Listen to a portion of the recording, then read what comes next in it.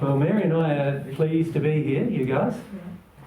And most of you have made it possible for us to be here, so thank you for that. Thank you for that, yeah. Obviously, organising a trip like we've organised this time, which is we're going sort of all around the world, is quite a strenuous activity, and it's taken us a bit of organisation to do. And this being our first presentation, there might be some technical difficulties. Just warning you in advance. But we did at home, we did a number of these groups at home before we came, just to make sure Mary and I could set up everything properly. So we're hoping that everything works well. But we're just, you see these big belt packs we got. You can't see mine because it's underneath my shirt, but these are all new. It's all new equipment that we had to buy, mostly because our frequencies in Australia are not the same as here. So we were illegal bringing our other equipment with us, so we had to get a whole new setup in order to travel. So that's been taken us time. And because in Australia we can't actually buy the frequencies that we needed for travel to you guys, it meant we had to buy everything from overseas. So it all took months to come, and there was so we started planning this 6 months ago. Yeah, we started in January, and we finished probably a fortnight before we hopped on the plane. But and that's with finding all of our venues and setting up all of our new equipment. So our intention with this one was to have a living room talk, but so many of you registered that it turned out that we couldn't fit you all in a house, and so we had to look for venues. And finding venues here in Brussels and in Belgium was particularly difficult, actually. We had the most difficulty finding a venue here. I think you went close through 100 venues to find a venue. We had some helpers, so Gomo lots of helpers. Helped us find this venue, Mia and Evo. And Evo has kindly given us his house to stay in while we're here, so that wasn't an additional expense for us. And so we'd like to thank Evo in particular for doing that. It's a big thing to have somebody you have never met before, even though you've seen us on videos, to stay in your house for 2 weeks, isn't it? Because who knows, we might be raiding everything and causing all sorts of destruction. We're pretty tidy, Mary and I. We are. Except when we're not. So it's been a pretty long sort of journey for us to get here, to be honest. And when we first arrived in Brussels, we got badly spirit attacked, actually. First time for a long time, actually, that we've been so spirit attacked. And that meant that I didn't get any sleep since it was almost 1 week. Didn't have any sleep at all. And so by the time last Sunday came along, we were pretty exhausted, and we were thinking, we're going to have to cancel this event or not. Because we were both of us so exhausted, and quite by this stage, of course, it's like quite frazzled because I get into my nervous system a bit, and with Mary it's more sort of grief related, but that took a while to get over, and so now Mary and I just will have some coughs and splutters that you have to put up with, and that's about it. But a week ago we weren't feeling that positive, to be honest, about our event today. So we're happy that it's going ahead. Yeah. It's lovely to see all of you. Lovely to see you all. Yeah. And lovely to meet those of you. I know some of you we haven't met face to face or given a hug yet, but I'm sure we'll get the chance over the next couple of days. Yeah. Should we talk a little bit about the next couple of days and just some logistics? Our general plans. Yeah. Sure. Yeah. So what we're hoping to do is have some informal chats with you, as well as Jesus will probably present some kind of stuff on the whiteboard, similar to what you've seen him do before. We might do some mediumship, but we really want to welcome your questions at any time. So even though we're not in a living room, we hope that you can reach a level where you feel relaxed enough to just be yourself and open up and ask your questions without any feeling that, oh, it's a silly question. Or every question, I think if any of you have watched the videos that you would have seen on YouTube, everyone's questions just donate to the information that's shared, and never think your question is silly, because when it comes to forming your relationship with God, it's a pretty precious process, and one that most people on earth haven't really discovered how to do yet. So, yeah.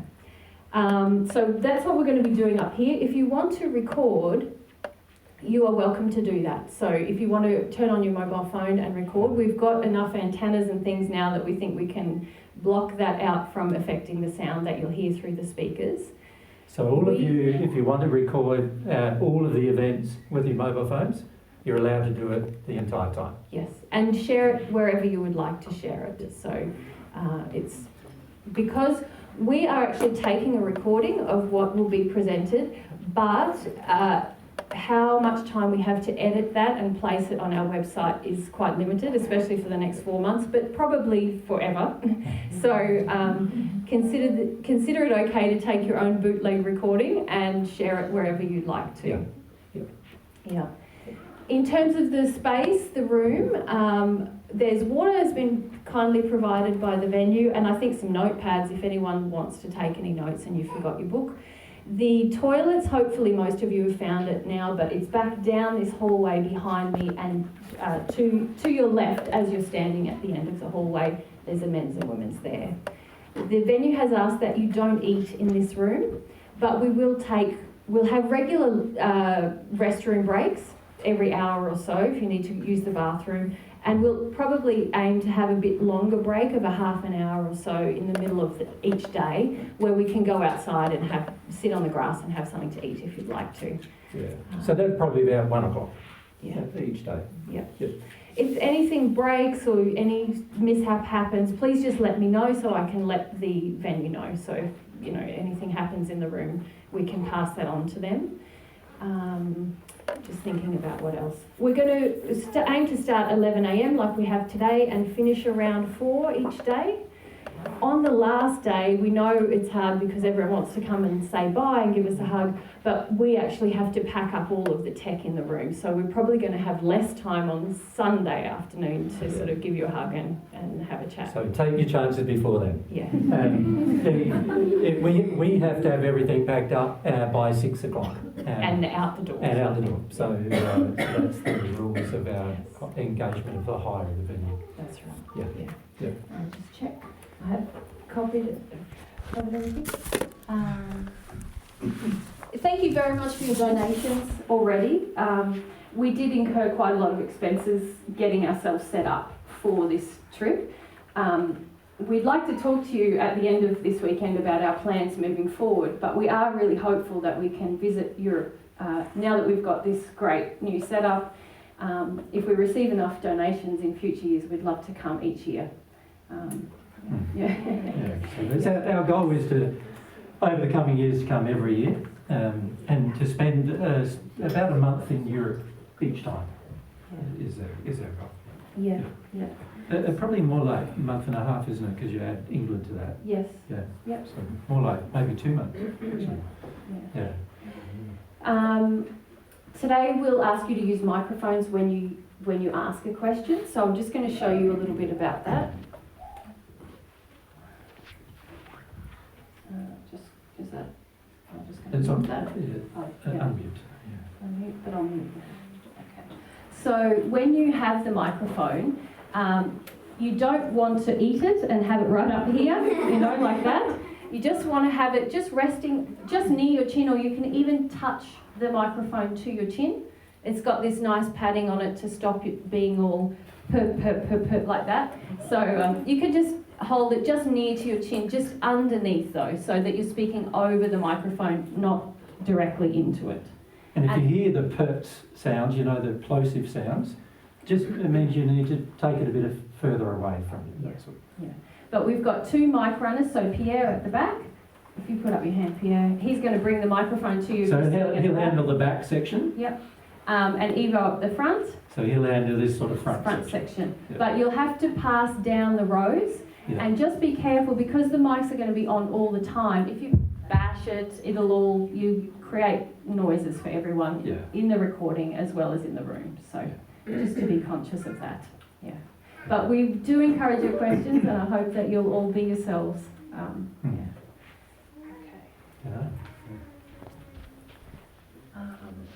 I think that's mostly it, isn't it?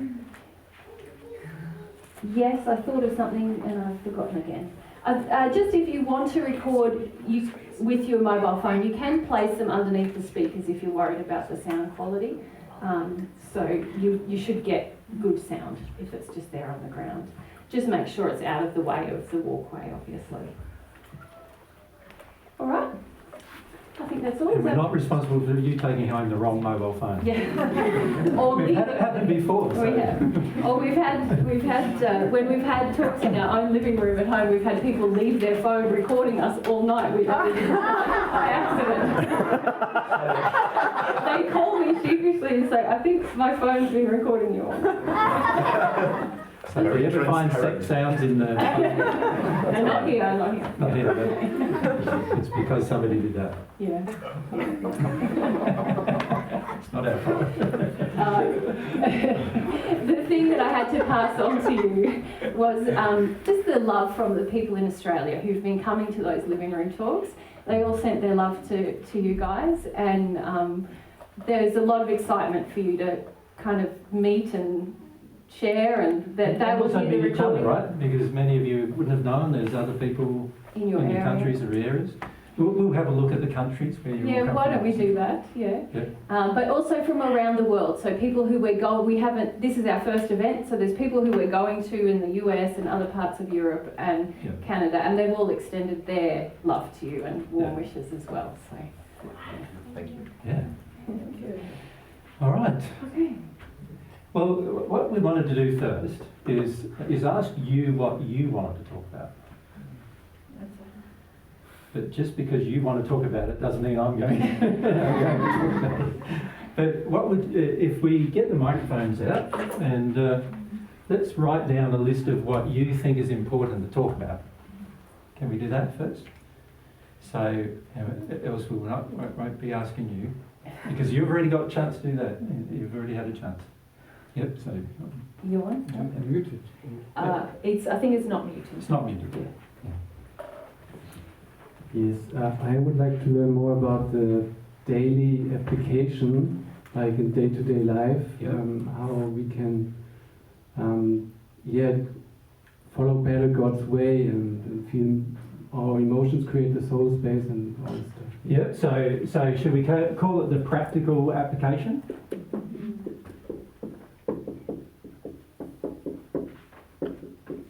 Of divine truth. Yeah. Okay. Yep. So fair few of you agree with that? Yes. Yeah. Okay. Yeah. Lots of people. All right. Anything else?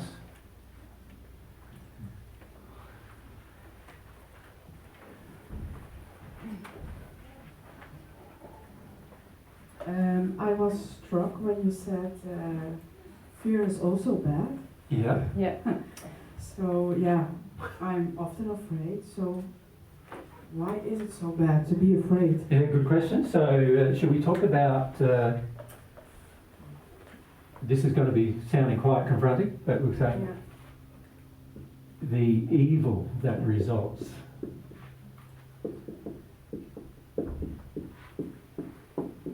from fear. And that is certainly something we want to talk about with you. Yep.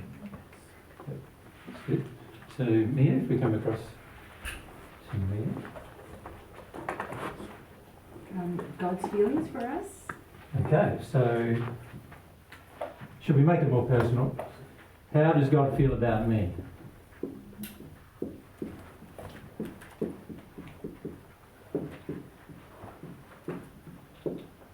Okay. Okay. Yep. I'm interested in the difference between fear as future events appearing real, Yep. and like the emotion, the physical As a movement physical, like of, the, one feels like just kind of a conceptual error. yes, The other, feels like a raw, yeah, like a physical thing that wants to move through me. yeah, Like, yeah. Okay, so should we call that emotion sort of versus theory? Because there's a lot of areas where we've talked about in Divine Truth, isn't it? Where we've presented you with the theory, but how does it feel emotionally to with these feelings? So fear is one of those emotions, isn't it? That when you have it, you think it's all pervasive and it's just like your whole body and your whole experience is tied in with the experience of fear, and yet it does come from the emotional acceptance of error. So we need to talk about how those two things link, really, don't we? yeah, So fear, and we could say other feelings as emotions. Just we need to talk about, why are they emotions rather than just concepts? And how they release from us. Yeah, and you could say these two subjects here, the results from fear and fear as emotion. This is all tied into humility, as the quality of humility. So one of the things I wanted to talk about with you this weekend was the quality of humility and how that looks in day-to-day life, and what you would do in order to become more humble in day-to-day life. That makes sense? So these two things here, we can sort of link to that quality of humility that we need to develop. Which also links to our first point, doesn't it? The practical application. It does, yes. Yeah. So we definitely want to put some effort into that. Yeah. So yes, Charlotte, and up the bag.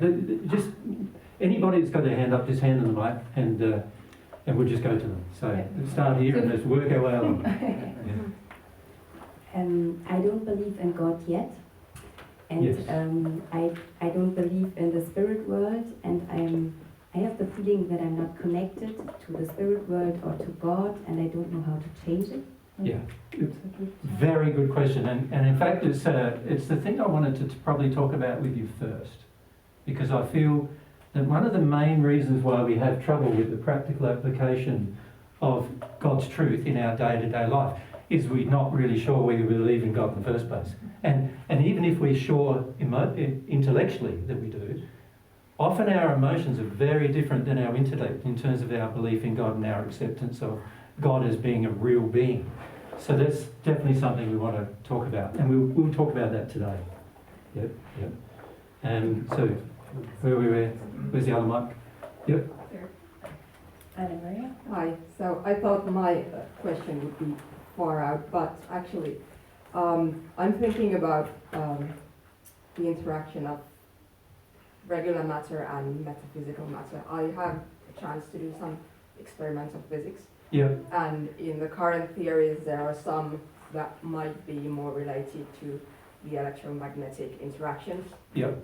That So yeah, the reality of these things yeah. in terms of a scientific principle, as well as like in terms of a relationship, because both things are actually true. And if God exists and God is real, then it would also make sense, wouldn't it, that anything God's created is real, and if everything God's created is real, there must be scientific principles that govern all of those things. Yeah, exactly. And if you could show that experimentally, it could help some people with the disbelief. Yeah, that's right, it can do. Yeah, it can do. Yeah. My question is in relation with the practical application, Yeah. because in Europe and maybe in the world, the political situation gets worse. Yes.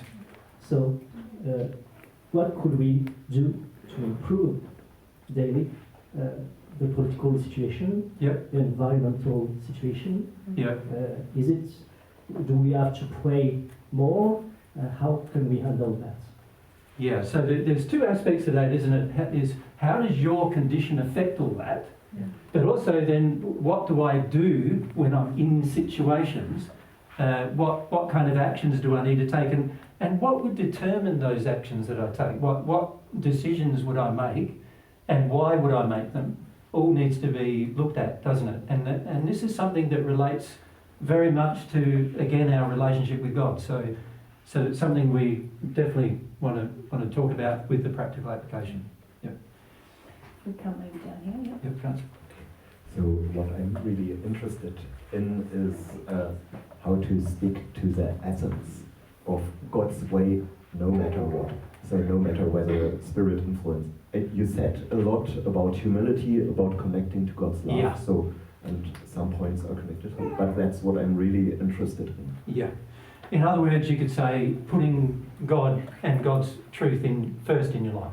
How does that look in a practical? Love. And love. And love, yeah, because truth and love obviously linked. Yeah. Yeah. So yes, very, very important. I'm interested in awareness of sin and self-blame as a result. Okay, so different aspects of sin, what that is, and particularly you're talking about blaming yourself. Who's prone to blaming yourself? Quite a lot of you. Okay. So self-blame, and you could say it's interesting. When we talk about humility, we want to talk a lot about self-blame because there are real strong reasons why a person wants to blame themselves rather than face reality about what's going on around them. And that comment alone should make you a bit suspicious about self-blame. So self-blame is a problem that many people face, particularly when they first hear about sin and they hear about making mistakes and the effects of those mistakes, and they start worrying about all that. But self-blame is a very dangerous thing to do, and we'll talk about why it is. Yep. Hi. A few years ago, I started have the fear of the hygiene. A bit closer to the microphone. Fear have the hygiene. The cleaning stuff. Oh, okay, yeah. So bugs and bacteria and or dirt or whatever. Yeah. It is like it happened started a few years ago. But before I like quite clean too, but not so much. Just like normal. But I feel right now, I feel like I'm not normal people. I just like, I see a bit dirty, it just makes me not feel. Yeah, okay. So when it comes to some of these subjects, we probably won't talk about them, but when it does come to cleanliness, well, that is certainly something. When you're more connected to God, the cleaner you become. So, so that is something that is a natural effect of a relationship with God. But we may not get the chance to cover those things because I think we've got more important things to cover. Yep. I would love to talk about healing and healing of illnesses. Yep. And in general about self-love and interaction between all our souls Yep. in her, how we our souls interact, and that's 3 topics I would love to That's right, there's 3 topics there. And some of those things we might get to talk about, but I think, again, we've got to focus on some more important factors about who you actually are in terms of a being, and what that actually means in terms of how to get rid of problems that each of you face that are inside of you that result in ill health. So we need to talk about the relationship between the soul and what it contains and health, rather than getting into the metaphysics of health. Does that make sense to you? Because a lot of people, when we talk to them, they sort of want us to focus more on the healing techniques, things like Reiki and other sort of New Age healing techniques. And that's something Mary and I don't want to talk about, to be honest, because we feel it's far more important to heal yourself emotionally, and all the effect of healing yourself spiritually and emotionally has this on-flow effect of also healing you physically. Yeah. So we can certainly talk about that. And that will be probably more tomorrow. We'll talk about those things. All right. Just here at the front. Hi. I would.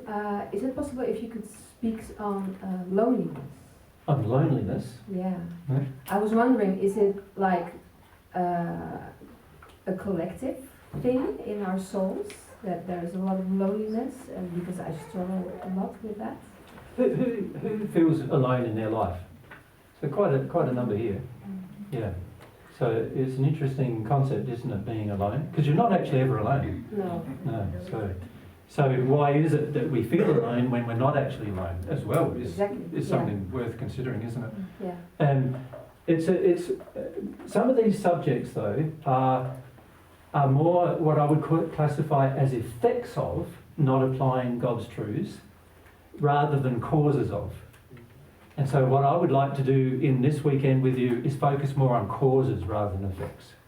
Now, in doing that, some of these effects should disappear, and loneliness is an effect in a person's life rather than a cause. Yeah. Now, of course, every problem we face in our life, loneliness being one of them, has a cause. And the key is to find what that cause is. And without finding a cause, there's nothing to solve. Exactly. Yeah, so we need to, instead of focusing on effects and trying to fix the effects, so when a person, say, if you visited a psychologist and you talked about feeling alone, they would give you certain practical things to do to, you know, spend more time with people and so forth, but that doesn't often change the feeling you have. And what you really need is your feeling to change. So how does that happen? Is a good question, isn't it? And that relates to these things too, the practical application of truth, and then these things as feeling, what's happening here on a feeling level. Yeah, and then how to connect to God, because there's the concept of God, but I can't. There's this fear between me and God. Yes. This is how I feel it. Yes. And I know I have to work through the fear. Yeah. But then, I would like some pointers on that. Yeah, very important part of our discussion today. Yeah, great. Yeah. Thank you. Charlotte, Who hasn't had a turn to something?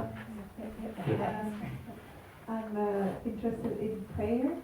I've started to experiment with praying, but I'd like to have some confirmation or to know more, like, am I doing it right? How do I know if I talk to God or not? Yeah.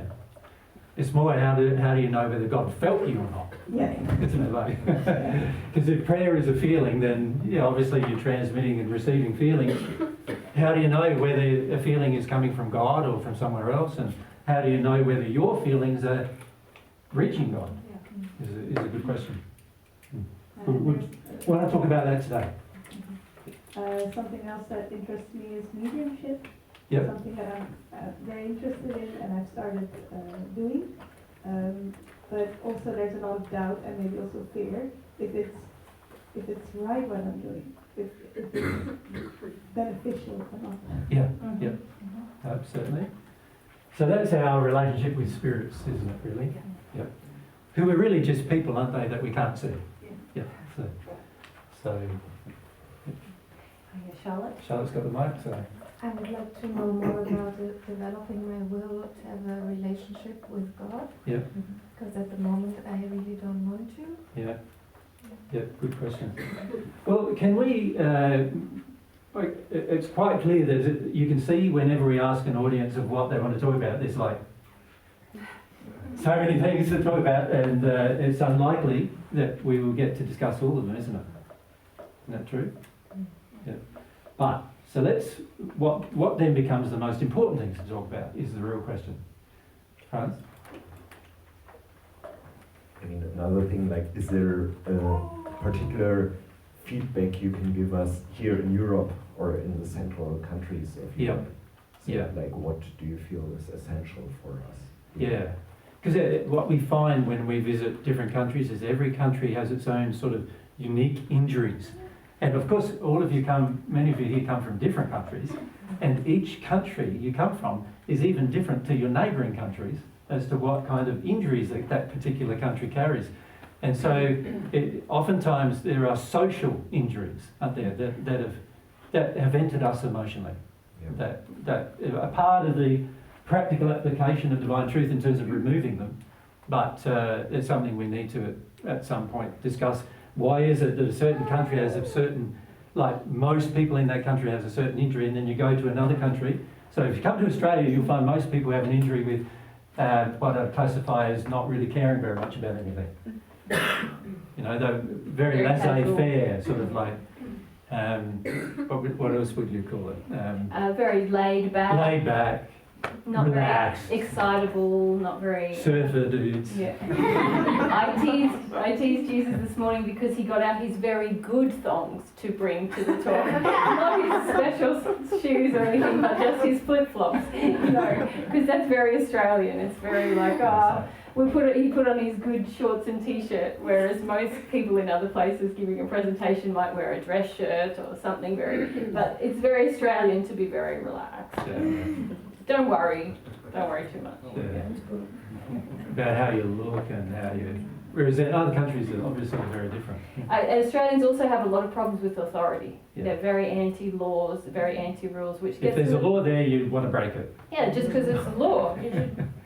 Somebody shouldn't have made that law. Yeah, to show that you can break the law. Yeah. It's kind of a point of pride. So that gets in the way, as you can imagine, with the relationship with God.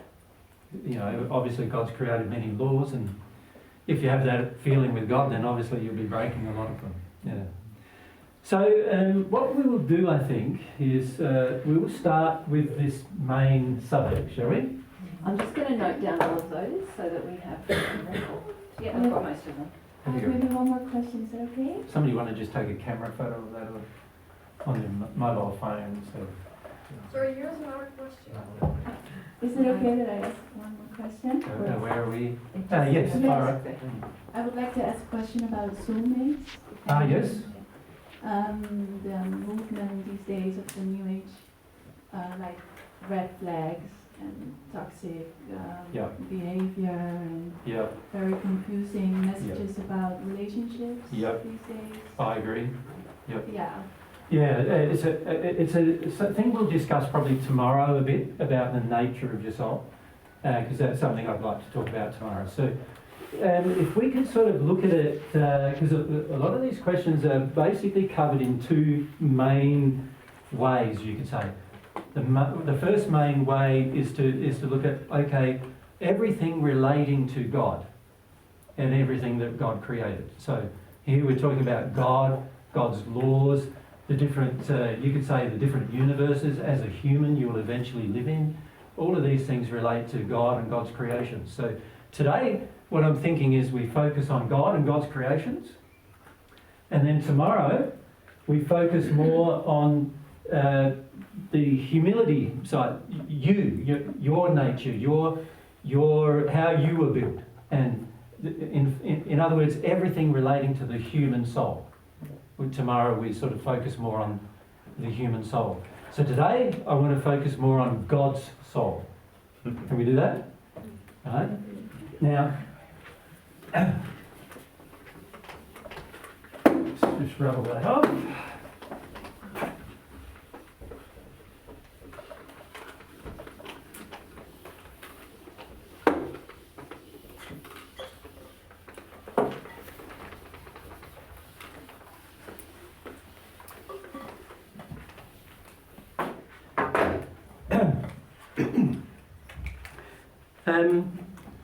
Prayer is an interesting thing, isn't it? Because it requires really that you believe in God, doesn't it? At some level. And if you look at the earth today, for the most part, there's not a lot of real belief in God in it, is there? Even the people who are very religious don't seem to really understand God or God's nature or God's character very well. And they even will consider things like one moment praying and the next moment picking up a gun and shooting somebody. You know, that's how much disconnect there is between sort of a relationship with God or a belief in God and then how it's affected me emotionally, personally, in terms of what I might then do. And so a lot of that gets back to a few major problems that on earth in particular that we generally have with God. And the first major problem we have is, so let's start there. The first major problem we have with God is, does God exist?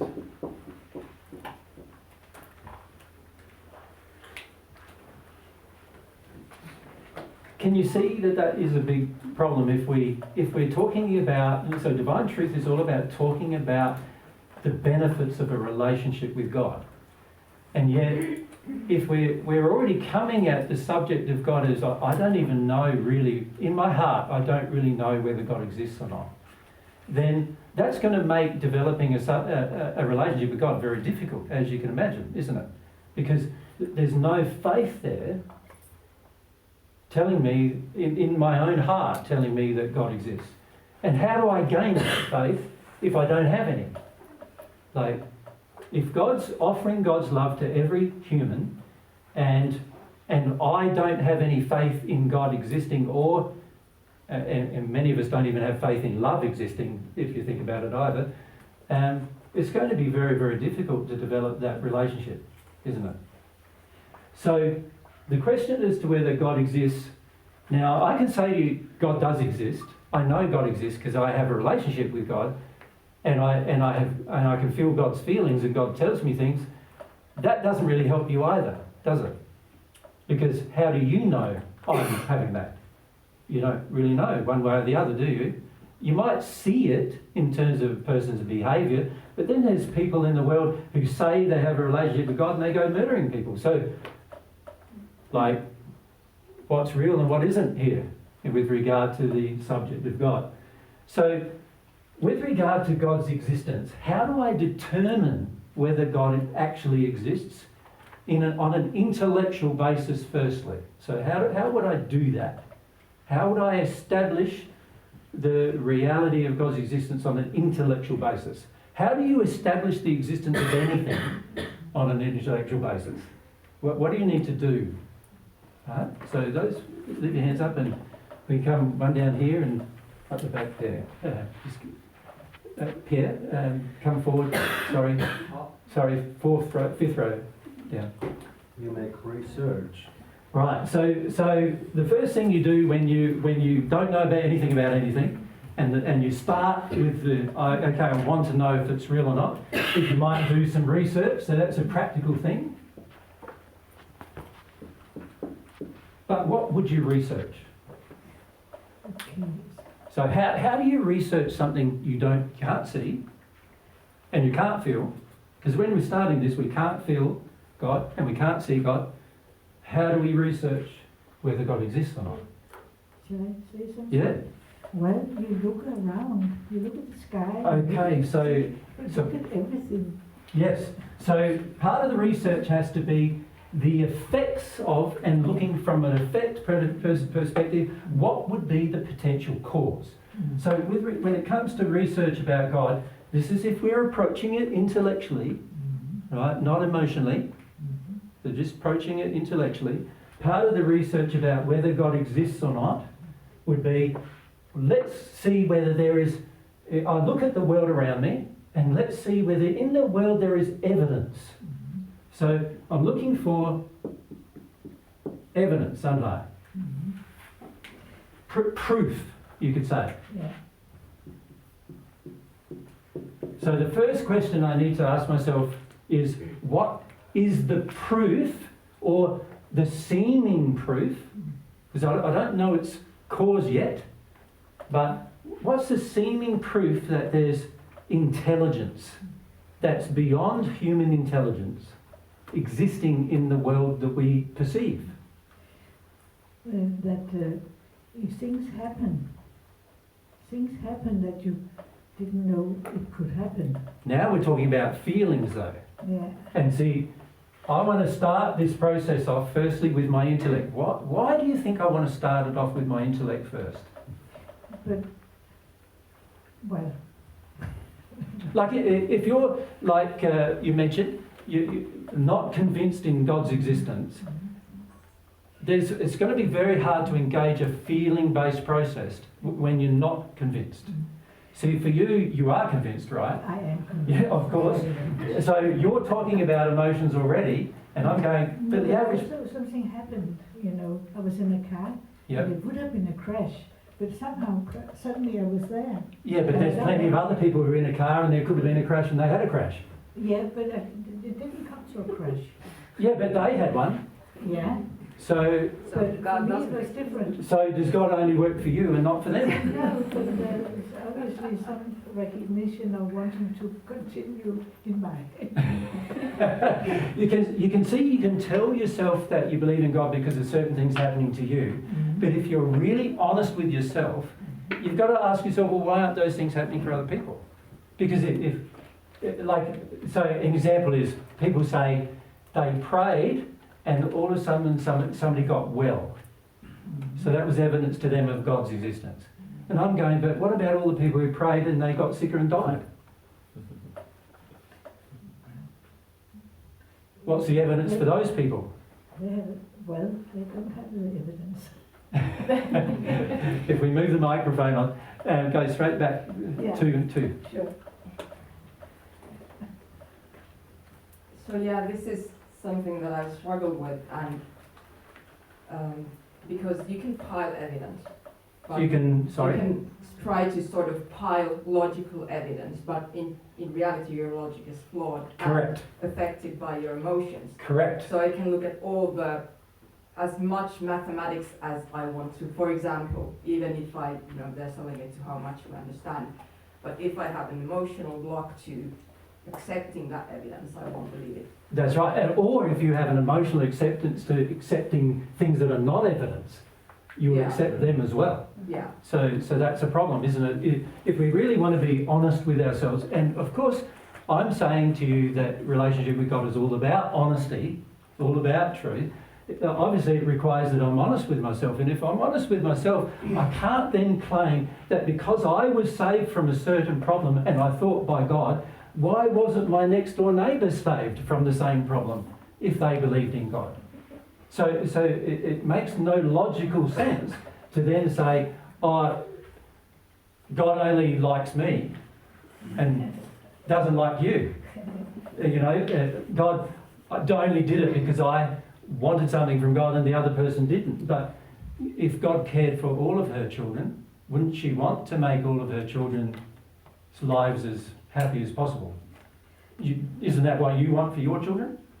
So if you want that for your children, surely if God's better than you in terms of expression of love, then God would want that for all of her children. So it doesn't make any sense that if I say, oh, I prayed to God and I got a result, but my next door neighbour prayed to God and he didn't get a result, that it means anything. We need to look deeper than that, don't we? To find out whether there's evidence or not. Because the logic behind that kind of reasoning is flawed. To say God saved me, but God didn't save my neighbour, right? There's a flawed logic in there somewhere. In terms of I accept God's existence because God saved me from something, but what about my neighbour? God didn't save them, and so does that mean there's no evidence for them that God exists? You see? So we've got to be more honest in our application of truth with regard to our acceptance of a belief in God, rather than just going, just because I had these experiences, it means that God certainly exists. Right? Sorry, I might throw in there, sorry. I don't have strong belief in God, Yep. if any, but when I do look at flowers and animals and I see the design of it and the beauty of it, I do feel like there's an intention behind it. Okay, so some of the evidence we are saying, right, really what you're saying, and this is very, very true, and this helped me a lot in the first century to work out whether God existed or not, was that some of the evidence is physical evidence, isn't it? And when I say physical evidence, you look at the complexity of design in the things around us that we call nature, they are far more complex than what humans have even worked out for the most part. We don't know. There's so much we don't know, and yet we're intelligent beings, and we know for a fact that we're the most intelligent beings on earth because we're the ones who reason and create things. We know that for a fact, and yet there's a whole heap of things that we don't know. And yet it's plain that things like even insects and animals and birds and plants, they all know them, and yet we can't work out how they know. So that indicates that inside of those things they're pregnant with designs that require intelligence. So this is a very important fact that we can look at from a logical perspective with our mind, and we can say the fact that there's so much design intelligence in everything around us that is natural would tend to indicate that such design had a designer, such design had a creator. Because if you look at what humans have created, if you sit down and do no planning and no work and no effort, can you build a house then? Doesn't it require you putting in some effort, energy, design, engineering in order to build a house? Now, if that's what it takes to build a house, and then a house is a very simple object, how hard is it to build an insect that's alive? No human's ever done it, right? Ever, and that's an insect. Or even if a single-celled creature, no human's ever created one. They think they have, but they didn't have life, right? Life came about through some unknown process that they don't understand. So why is that? So there's got to be, that's evidence, isn't it? That a design requires some intelligence beyond beyond our intelligence, way beyond our intelligence. Yeah. So just next to it. Hello. I believe that is quite proved with natural selection, isn't it? Sorry, I think it's proved with natural selection, isn't it? Well, natural selection can only explain a few things. It doesn't explain where life came from. It doesn't, the fundamental building block of almost everything we see around us is it has life, and then for some reason it dies. And yet, correct, yeah, and yet we don't know why. And often, if you call it a proof, it has a proof of the complex design at least. That's right. But not the source. That's right. It is proof of complex design, is what I'm saying. Now, complex design does require a designer, right? But excuse me, but the natural selection actually explains the complex design. No, it doesn't, because if you I know they think it does, but if you look at it honestly, it actually doesn't, because if you examine the world around us and you just leave everything as it is, what generally happens to it is it decays. It doesn't improve, it decays. So an example of that is you build a building and you don't do any maintenance. And what happens is it decays over time. And eventually in 1,000 years' time, it'll be like remnants of a building, maybe.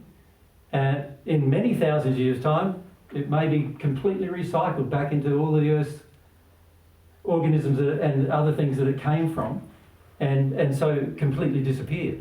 So if that is what is happening naturally, then how is it that things can happen spontaneously into life? Now, so I don't agree with natural selection as a proof of life, because if you look at everything that's happening on Earth, if you don't look after it, it dies. I agree, a building, but I would say that life does adapt and gets more complex. I have no argument with adaptation, but that still doesn't explain source. The source in the beginning is not very well explained. It's not known, but that it gets more complex and it gets adapted to new situations, I believe that is quite proved. I've got no problem with things adapting. And of course, anything that's intelligence will adapt. Of course, like humans adapt, anything that has any level of intelligence will adapt in different ways. I've got no argument with that. And also gets more complex.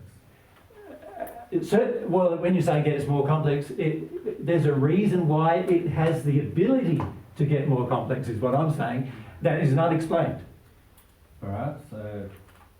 We can discuss this for sure. Now's not the time, but if you look at the general principle, there's a lot of things, like if you look at the evolutionary discussion, there's a lot of things that are completely unexplained, and because nobody wants to say the explanation is God.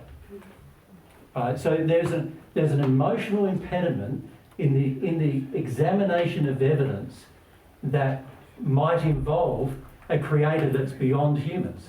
I agree with you much. I'm not saying there is no God, but I'm saying that according to much research, life is quite well explained in its complexity, but not in its origin. That's true.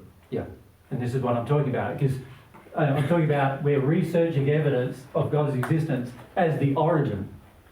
If there is such a thing as God, he would be the origin. Then there's also what I would classify as all the laws that govern the universe, which are also unexplained by humans. They know they exist, but they don't know how they got to exist, those laws. So that's also an issue. So we've got the physical things that govern our life that we can examine, but we've also got the laws. What you would call, or what are often called natural laws, there's no explanation for why they exist and are so consistent and so able to be measured and mathematically defined. There's no explanation as to how that came about, right?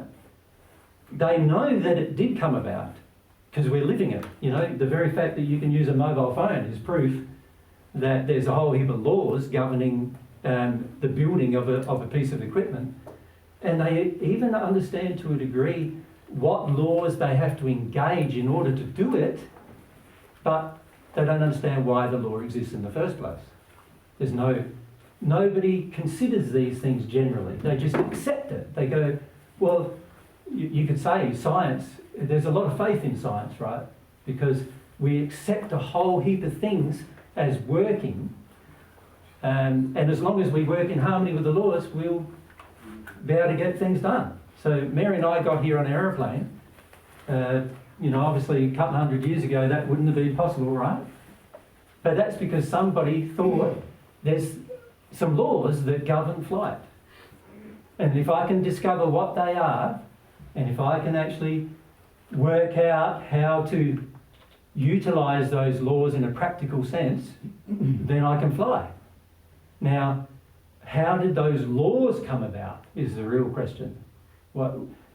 There has to be, there's evidence in the laws themselves existing that there's some kind of intelligence behind them, because they're all predictable and they're all able to be followed. And humans have hardly discovered any of them, really. We're still, there's many things in human life, on Earth in particular, that we haven't discovered anything about at all. And yet, every time we discover a new thing, it's been there forever, seemingly. Forever that law was there, we just didn't know about it. And when we engage the law, now it works. So laws are evidence that there's some intelligence behind them. There's something governing them. And if we come to Ziki, across.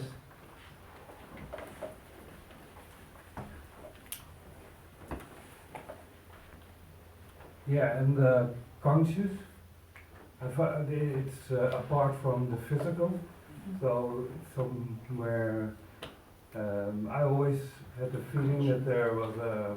You mean consciousness? Yeah, consciousness. Yes. Yep.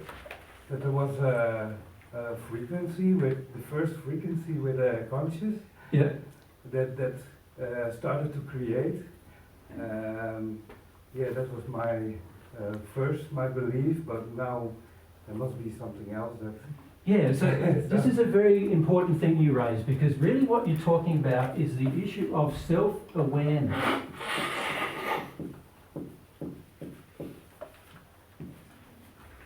Yeah. Because there's a huge difference, isn't there, between a plant, an animal, and a human. Yeah. And the main fundamental difference is self-awareness. So how how come we are seemingly the only creature that's aware? Now, given, under the theories of evolution, given an infinite universe, everything should be self-aware. Yeah. But we are the only one self-aware, and even like all throughout history, only one ever self-aware as far as we're aware. We're the only ones who are self-aware. So where did this sort of self-awareness come from? It's an interesting question, isn't it? These are sort of fundamental questions. To my mind, these are fundamental questions children should be looking at. Yeah. So, yeah. Yeah, well, that's right. There's an explanation. There's an explanation, but only if we consider something beyond the physical. Yeah. Is there an explanation? Yeah. So the issue of self-awareness is a big issue, which would tend to indicate that there has to be something happening behind the scenes that we don't know what's going on with that issue of self-awareness. Nobody's ever worked it out. No scientist or mathematician or anybody has ever worked out what is self-awareness and how does self-awareness work or any of these kind of things in terms of how did it come about. Of course, each of us know how it works because we're all living proof of it in our day-to-day lives. But it is a big issue, isn't it, as to where did it come from? It's a good question, isn't it? Yeah. Okay, so if we come across to you, yeah. I'm quite open to mathematics, and what helps me a lot is if I see like there are certain numbers that appear often everywhere, like in the human body, in the plants, and the flowers. And yeah, so which one in particular? The Fibonacci sequence. Okay, so the Fibonacci sequence, which is? 1, 2, 3, 5, 8. Can you see what's happening for the people who've never heard? You're adding those two and creating the next one. Adding those two, creating the next one. Adding those two, creating the next one. Can you see that? That's the sequence that he's talking about. Yep. So go on. Yeah, it's fascinating that you can see these numbers and the ratio between the numbers, like. And the ratio is. 1.61803. I don't know. Whatever it is. Yeah, it goes on forever, doesn't it? It's one of those infinite numbers. Yeah, that's. Yeah, and the thing is, it's like in the human body, in the plants, in the solar system. Why is it that way? Like, it wouldn't make, for something to just spontaneously come about, you'd think that it'd be such a mixture of different options and permutations that you wouldn't be able to ever trace something that's unique to everything. But here we've got like a sequence, a mathematical number sequence that appears everywhere in the body. So illustration of where it is in the body. It's like you come and stand up here with me at the front, so everyone can see you. Otherwise, the people at the front have to turn around. So the relationship between, so if we look at your height, where is the 1.618? It's 0. It's belly button. Yeah. Yeah. This is the ratio. So that part is 1, and that's 0.618 of the total height. Yeah. Face. Right. Total height of your face. That is 1, and that's 0.618. Right. Total length of your arm. Right. If we go from the arm out, from shoulder to there. That's 1, that's 0.618 of the total length. From there to there, 1.618 of the total length. Right? Now, why do all of us have that in our body? And then what you're saying is, why does a pine cone have it? Yeah. Because a pine cone has the same ratio in terms of how many turns there is. On one side there's 13, and on one side there's 8, there's one side there's 13. Pineapple has 13 and 21. So why is this? I saw recently footage of a whale doing circles in the ocean to that same ratio. To that ratio. He's swimming in the same ratio. And there's another thing which struck me, like it's with those 3 numbers. Yeah. It's like you have 1, then it's 2, and this one is like. Oh, so he's saying 1 between your knuckles. Yep. Yeah. 1, 1, and then 3. And it's just in That's your, right, in the ratio of, like, so what are you saying with your knuckles? That's one, that's 3. No, Sorry, that's 1, 2, 1, 1, 2, 2, then 3. Yeah. So it's in your face. It's in your face. Yes. Yeah. Where your mouth is and everything. and it's actually well known, isn't it? That in art, it's well known because they put it, like when you're teaching you how to draw a human, they teach you the sequence of numbers, the natural number. Yeah. Yeah, and it's basic. Yeah, it's like anybody can understand it because it's very simple to understand, and yet there it is everywhere, even in the spirals of galaxies. Yeah. Yeah. So, yeah, good. Pretty nice. Yeah, pretty amazing. So when you look at all of that, so this is a part of the physical evidence, isn't it? So we've seen physical evidence that there is intelligence behind these things. That's what I'm saying. Yeah. So up the back. Yeah. These physical and natural evidence and arguments are very well known since beginning of time almost. Yeah. And so why science seems to go in a separate direction from God awareness? Yeah, well, that's probably something we need to talk about tomorrow. Okay. Isn't it? Because you're dead right. There is this really strong tendency on Earth to try to find other explanations for what seems to be an obvious explanation. And there are big, deep emotional reasons why a person would choose to do that. And if you think about it for a moment, if I go along in my life believing there's no God, what does that mean for me?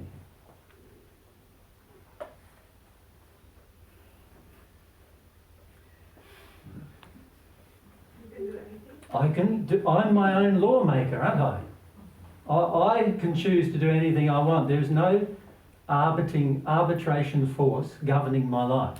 There's no law governing my life. I can choose to do what I wish. But if I accept there is a God, what now is possibly something I need to consider? If we...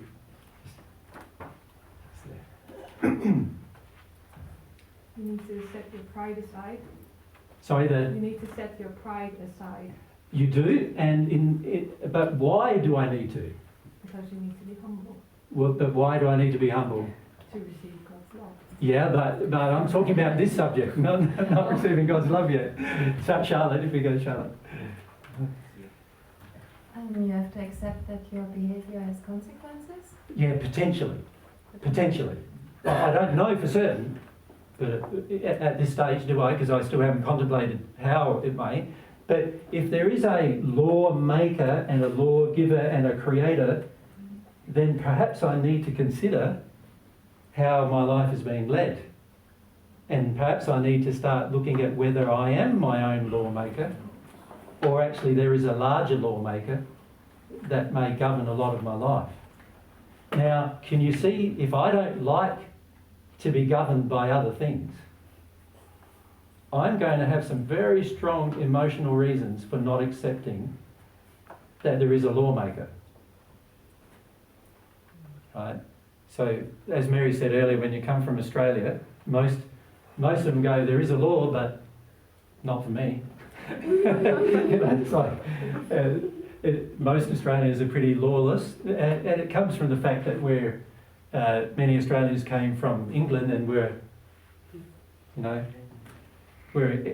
you could say excommunicated from English society and put into Australia as a penal or a punishment colony, and as a result of that there is this underlying feeling of I'm anti-authority.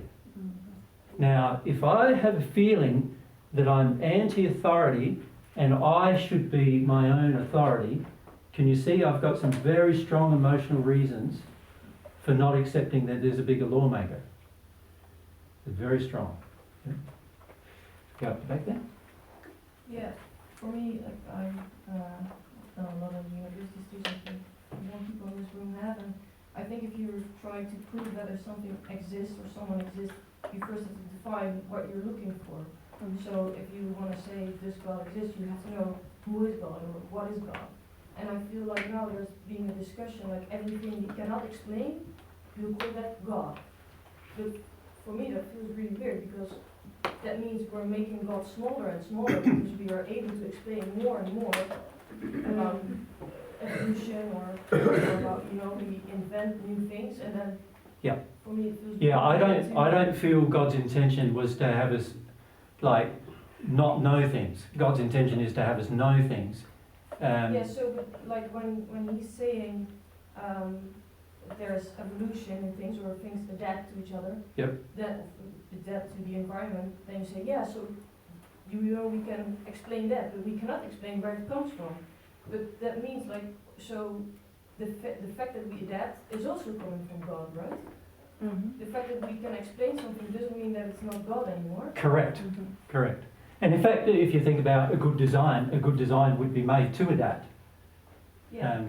So I don't know about you, when I design like a house, I'm looking at, okay, it might be good enough for me and Mary, but let's say if we had children, or, you know, a family wanted to move, let's say I make the house to last more than 100 years, the next person might be a family having our house. So you know, I need it to be able to adapt to that family. So if I'm a good designer, I'll build into the design adaptation, won't I? For sure.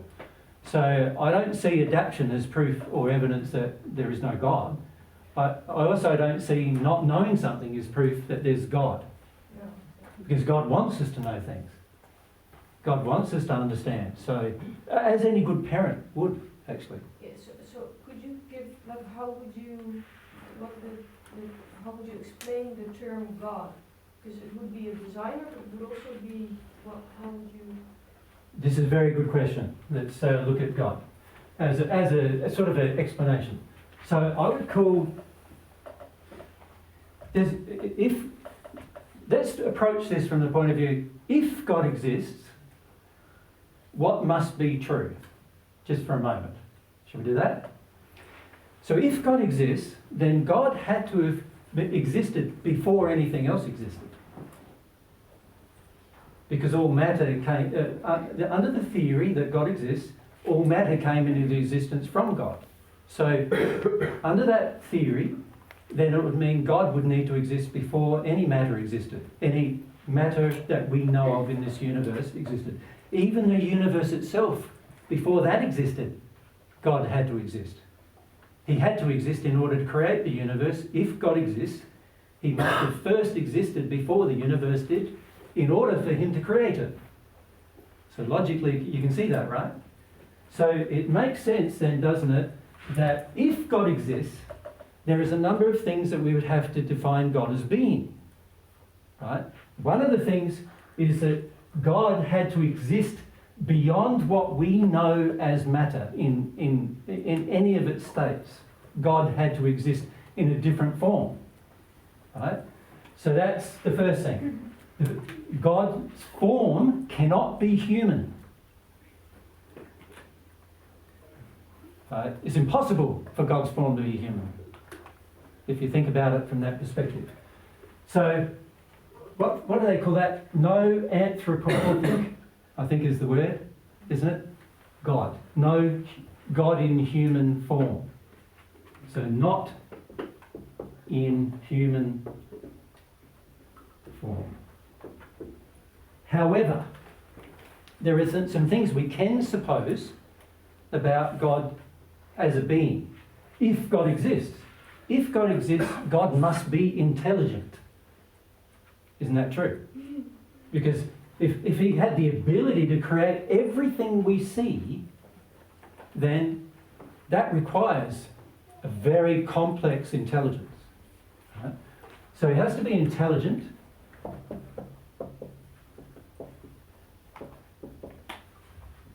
And when I say intelligent, I'm talking way beyond any in the intelligence that any of us have ever contemplated. Intelligent.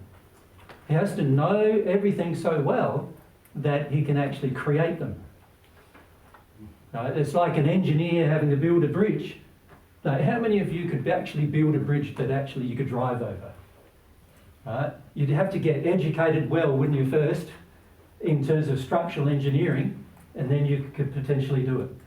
And so the fact that if all of these things from the world around us come from a source, then that source has to have the intelligence to design them. Makes sense, doesn't it? Yeah. What else does God need to be if God exists?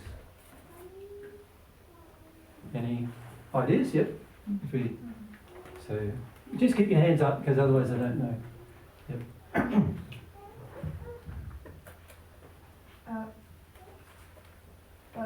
When you is it okay? Yep. Yeah, I can hear you. When observing the physical things God created, He's intelligent but also creative. So I'm not sure what your point is. Creative. Creative?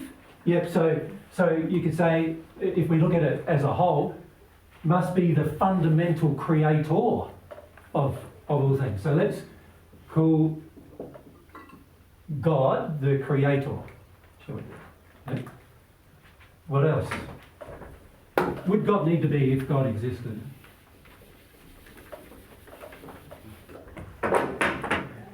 Yep. Powerful. Okay, because there's an immense amount of power in the universe, isn't there? And if that came from a source, it makes sense that the source has to be more powerful. So, powerful. In fact, it would tend to indicate that the power must be immense, wouldn't it? If you look at the power in the universe, and that is a creation, if it's a creation, then the source of that power must be immense. Yeah. Up the back there, there's a mic there. Yep. Loving. Loving. Now let's look at loving. Why would it have to be loving? Well, I was just thinking, like, we as humans, but also animals and plants, you don't necessarily have to be very intelligent to create. Correct. You can also be powerful, but you can also be loving and create, for example, a baby, which is quite a achievement. Yeah, if you look at, and this is something that's really an interesting problem to solve if you're looking at it from an intellectual perspective, and that is, how did love as a feeling ever come to be? Because love is self-sacrificing generally. And natural selection is not really about self-sacrifice, is it? It's about the strongest thing survives. So love is a strange quality, because love has the feeling in it that I want to sacrifice myself for the sake of another, even if I'm stronger than the other. And that I want to nurture. And I want to nurture, yeah. That may not be as strong as me, or yeah. That's right. Nurture something that's not as strong as me into growth. Now, love is a very interesting idea and concept, and when you start considering it, you've got to start asking where it came from. Don't you really? Because it's a very interesting idea that we can actually love, which is beyond our desire to be selfish. Yeah. That's very, very good point. Yep. If we come down to the front, and then if you leave your hand up. May I wonder, maybe love is the basis of everything, because God must have had a concept, a purpose, what He wants, and you feel that in everything you see that it has to be, because if there wasn't a loving concept at the basis, yep, it couldn't have. A lot of things couldn't exist, could they? Yeah. Yep. So what we're saying here, though, is we're approaching this for the help of those, for trying to help those of us who are saying, well, how can I develop a relationship with God when I don't really believe in a God? What we're trying to do here is we're trying to say, well, what is going to cause us to believe that God is real, rather than just being an intellectual construct of needy humanity? What is going to convince us that God is actually real? Now, a proper contemplation of many of these things can do that, is what I'm suggesting. And most of us are not ever encouraged to do that.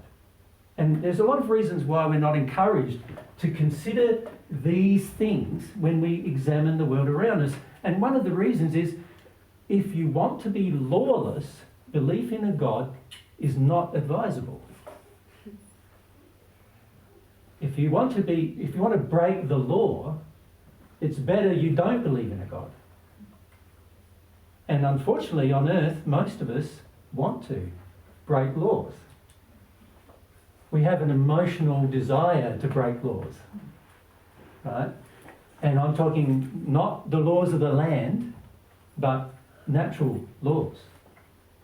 You know, how many people in history do you think have tried to jump off a building and hoped that everything would work? I did that as a kid. I got a piece of tin, put it on top of my head, I did, and jumped off a building. Like, it wasn't very high, it was about as high as the ceiling here, hoping that I'd somehow float. It was my discovery of the law of gravity, right? But, you know, that's what I thought. I thought I'd be able to do that. And well, all of us at some point experiment with these things, don't we? And it might sound pretty silly, but as children we do think this way, don't we? We're experimenting with the concept of law. And so we do things that are quite strange at times, only to find, oh, that law does exist, just like Mum and Dad told me. You know, touch hot stove, you'll burn. And how many times did you have to get told to touch, if you touch a hot thing, you'll get burnt? And you still went ahead and touched one eventually. And then you learn. There's a law there governing that. My human body can only cope with so much. And these things are like pointing towards God having qualities. So if God exists, I'm saying. So what other can we focus on other qualities? Well, there must be. Now, just to give you a clue, let's say I'm ultra powerful and I'm ultra intelligent and I have no love. What would potentially be the result of that, do you think? Right, if you... Self-destruction. Well, potentially self or destruction of everything. Beforehand, of course. Yeah. So there has to be, you could say, in between these qualities, there has to be another quality, and that is a quality of wisdom. The ability to use knowledge in a manner that's beneficial. Can you see that?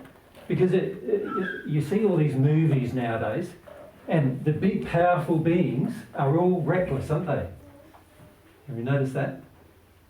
And yet, if that was actually, if God was a big powerful being and all reckless, then where would we be?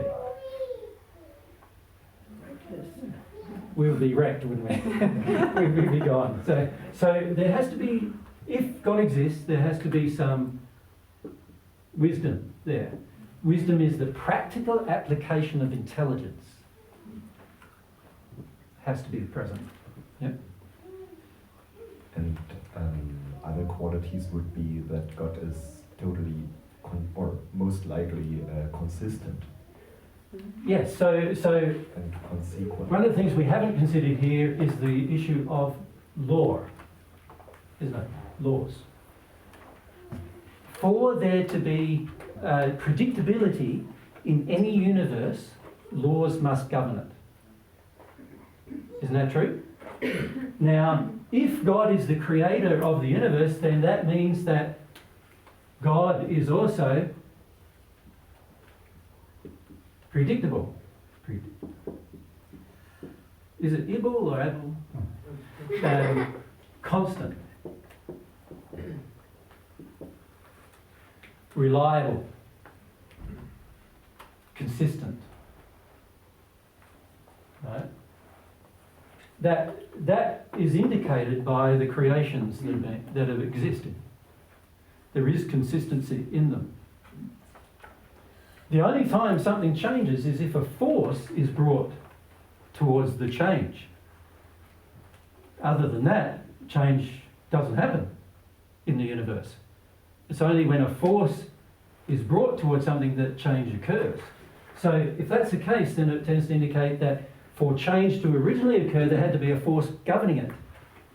And what was that force? Well, again, the only real explanation is this being called God. Now,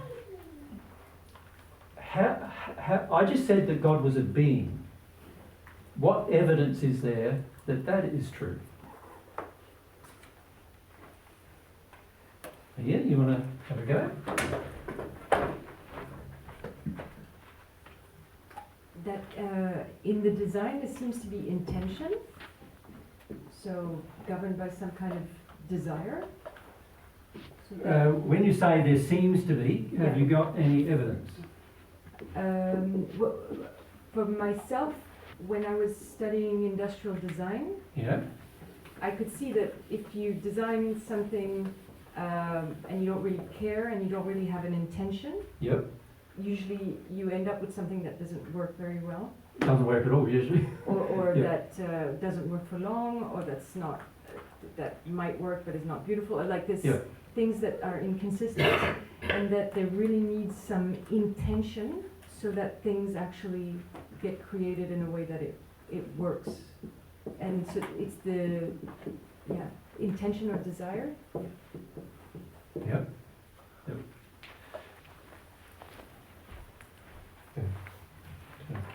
Thanks. Like we are beings, the evidence. Yeah, that's very interesting, isn't it? Because we are self-aware beings. Because we're not just beings, are we? We are beings who are aware we're beings, which is very different to what an animal actually is, right? So we are self-aware. The fact that we are self-aware would naturally presume that if there's a God, the God must also be self-aware. Does that logic? But aren't we now putting human traits onto God, which we said at the beginning we weren't going to do? No, God needs to have qualities. A quality must exist in the creator if the quality exists in the creation. Isn't that like you can't design something that you don't have, right? So if God creates love, for example, then God must have love. If God creates like predictability, constancy, then that means God is constant. If God creates self-aware beings, then it means God must be self-aware, right? To a greater extent than we are. Every quality must be to a greater extent than we are, right? So let's put self-aware.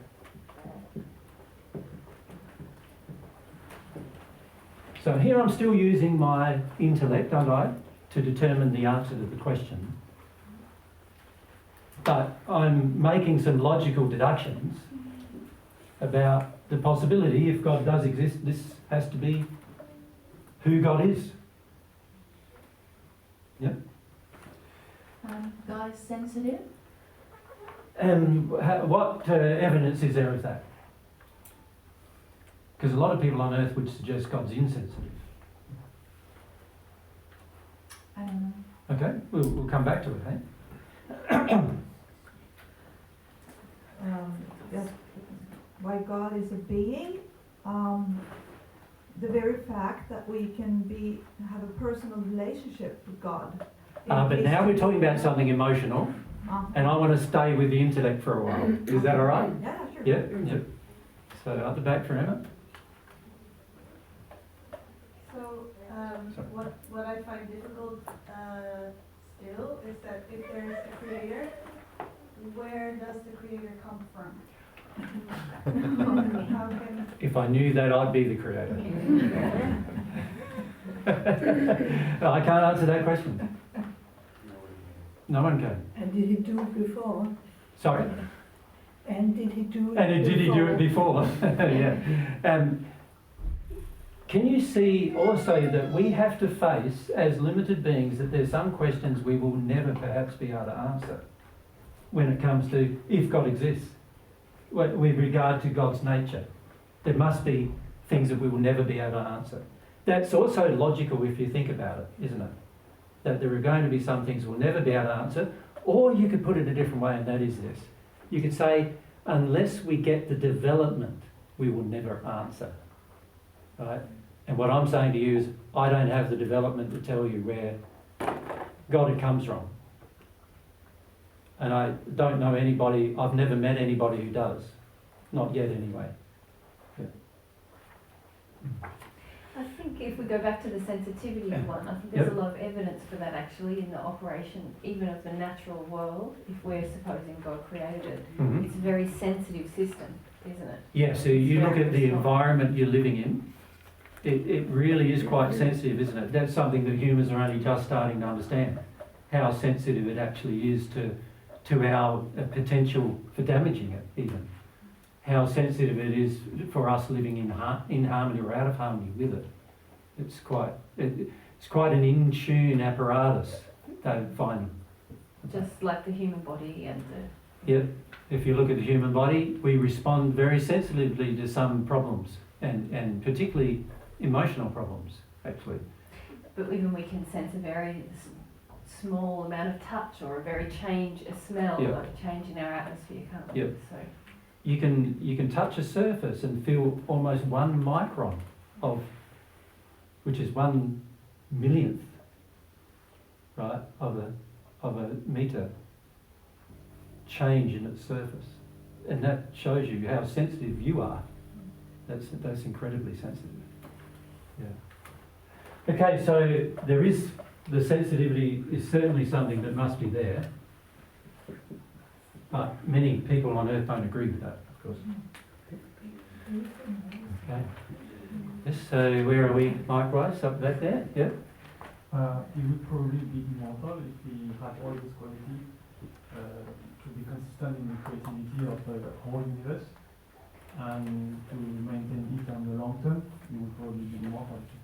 Yeah, I didn't get that. Immortal. He'd probably be immortal. Yes, okay. So in terms of the fact, he has to exist longer than the universe, because if he creates it and particularly maintains it, it has to exist longer than that. So obviously that's a long time. But that doesn't prove immortality, it proves maybe a very, very, very long life. It does. Much longer than I. Much longer than I've existed. So yeah, in terms of, we know that we're not sure at this stage, we haven't discussed a very primary quality that God must have, and that is of inbuilt infinite. Everything is infinite. There has to be everything associated with God, and this is something that I learned when I was in my spirit life, actually, more than on earth, is infinite in its nature. So infinite love, infinite intelligence, infinite power, infinite wisdom. It all had the quality of being unlimited in every possible way. And that's something, as you connect to God, God can tell you these things, of course. And so you'll find the more of a connection you have with God, the more strongly you will feel these things. That God is infinite, an infinite being. Now, our finite mind, given our limited intellect, finds the whole concept of infinity almost impossible to grasp. And so that's an interesting thing in itself. But the more you become connected to God, the more you accept it. That there is this infinite nature of God that pervades everything God does. Yeah. I'd just say about creation, if you create something that works and it's good and it's beautiful and you get this lovely feeling. Yeah. This is what I've been... You keep wanting to go back to feelings all the time, though. Yeah. And I'm not talking about feelings This yet. is what creates a love. Well, that's right, but I'm talking about love as it is a feeling, I know, but I'm saying, I'm looking at this intellectually and going, I'm not feeling something here yet. Because if you think about, like, for me in the first century when I was looking at the existence of God, I didn't feel God right from the beginning. It wasn't like that for me at all. I had to come to terms with, I thought about these matters. And then I thought, well, if this is true, the fastest way for me to find out whether God exists is just asking. Yeah. And when I did ask, as I was clear enough, when I did ask, I got a response. And it's like, God exists. So I didn't have to go through all the other things. But the average person on earth has been taught not to ask. And in fact, if you look at the education system nowadays, it's very much governed towards not contemplating there's a God at all, not even asking the question, presenting God as a theory rather than a fact, and not even presenting God as a fact or a theory. They're not even presenting God at all as an idea or concept at all now.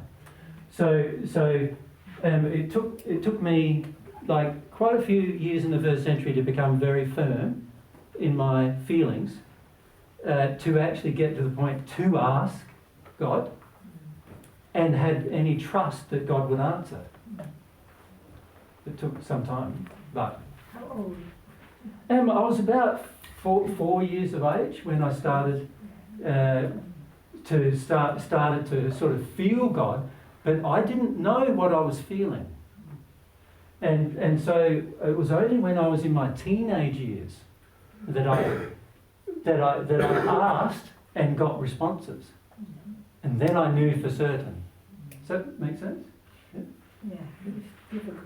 yeah, if we right across the edge there, thanks.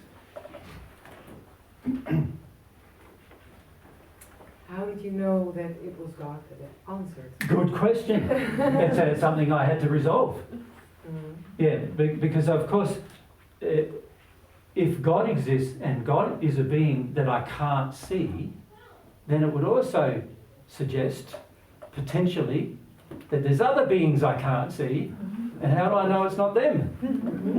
Yeah, so that was a good thing I had to resolve, actually. It took me nearly 4 years to resolve that in the first century, to trust that actually, no, this being was far beyond the intelligence or the love of any other being that because I started realising from a young age in the first century that I could talk to other unseen beings. And so I knew there was a whole collection of unseen beings that I could speak to. And also myself and my cousin, John the Baptist, he could talk to spirits all the time as well. So whenever we got together, every time my family went to Jerusalem, we got together and me and him were like, who can we talk to now? You know what I mean? And so we'd be talking to spirits all the time and working out who this was and who that was. And there were people who would come along and claim they are who they say they are, but we'd ask them a few questions and eventually work out they were lying to us, and eventually we could be sensitive to the fact that people lied, and how could we feel that people were lying versus when they were telling the truth. And it took ages to sort out those kind of things. So that's what happened all the way through my teenage years. So right up until I was 19, from the time I was 12, that's what I was doing. Looking at all these unseen people that I could speak to, but I didn't know who was God, who was a person, how nice they were, how bad they were. Because sometimes we talk to some really evil people as well. And it was eventually we had to work out how to determine the difference. Yeah, it's a valid statement though, isn't it? If there's people you can't see, then how do you know they're claiming to be God and they're not God? But what was the thing that made you sure you were talking to God then? Eventually what happens is the quality of the infinite nature of God you start to get to the stage of feeling it. In other words, that it's way beyond any limitation. And once you start realising that, you realise the major difference between communicating with any human, whether they're in spirit or on earth, and God, is that God, way more, infinitely more powerful, infinitely more loving, infinitely more intelligent, and And whenever I talked to a human, whether they were in spirit or on earth, there was always deep limitations in their abilities to understand, knowledge, love, wisdom, power. There were all these limitations all the time. And so after a while it becomes very clear to you who's got limitations and who hasn't. Yeah. There's nothing like this. Yeah. So it's very important actually to put in this list the quality of infinity, because actually that's eventually how you determine the difference. Thank you. Okay. If we go right up the back.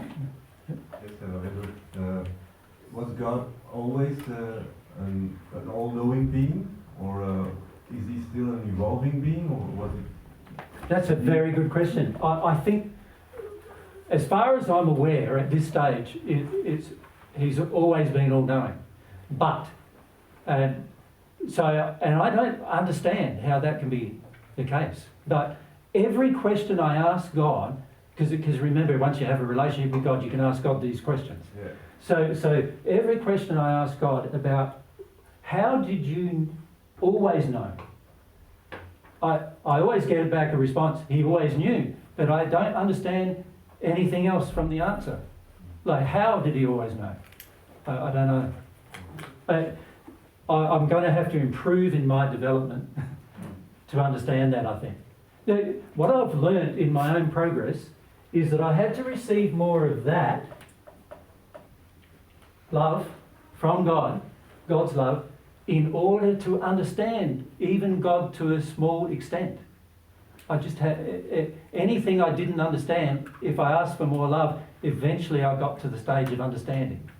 But I had to be really honest with myself, because even in the first century I had to be honest with myself and go, well, there's a whole heap of things here I do not know about God, and all I've got to do is be really, really open about coming to understand them, and to use the intellect, the intelligence God gave me, as well as the emotional intelligence God gave me, to determine the facts of the matter.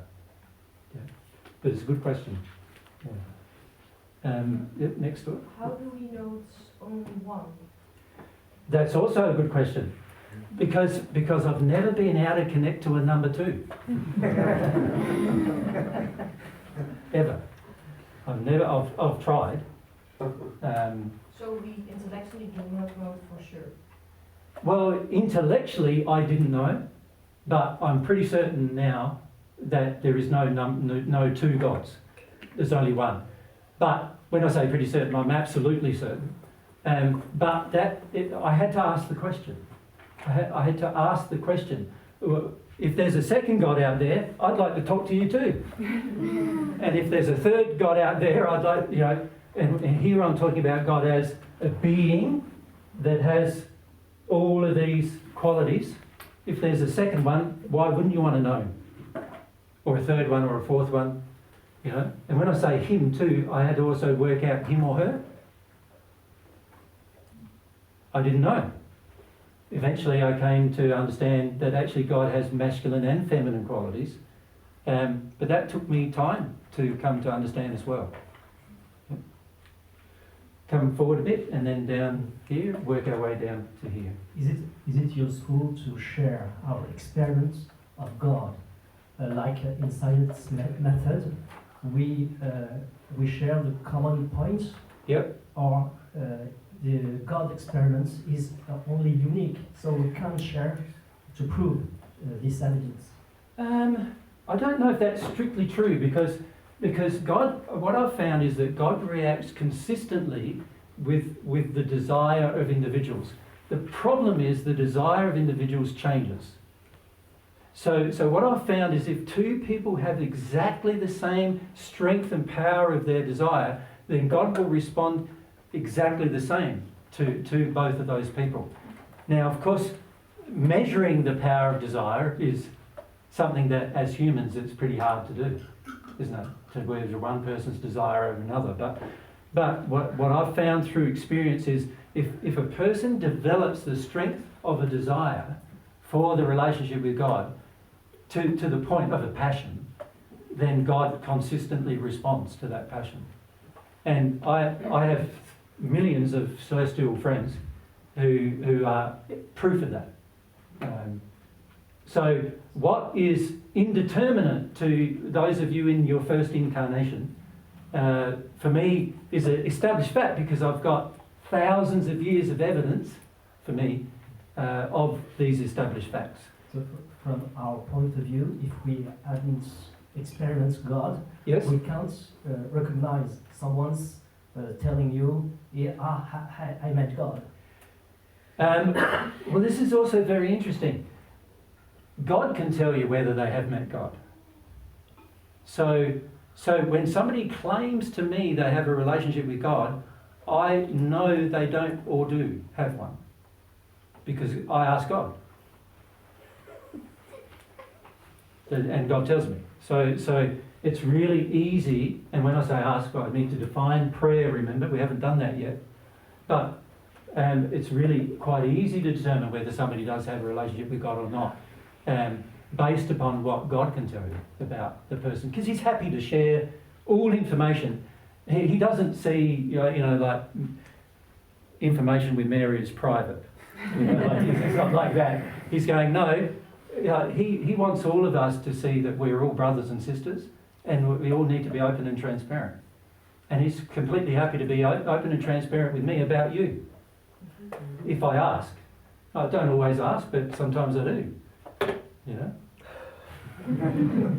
So when somebody's come to me and says, I have a relationship with God, and I'm going, oh, I don't really feel that God's love exists in the person. So I can ask God, well, I don't feel God's love. What's your feeling?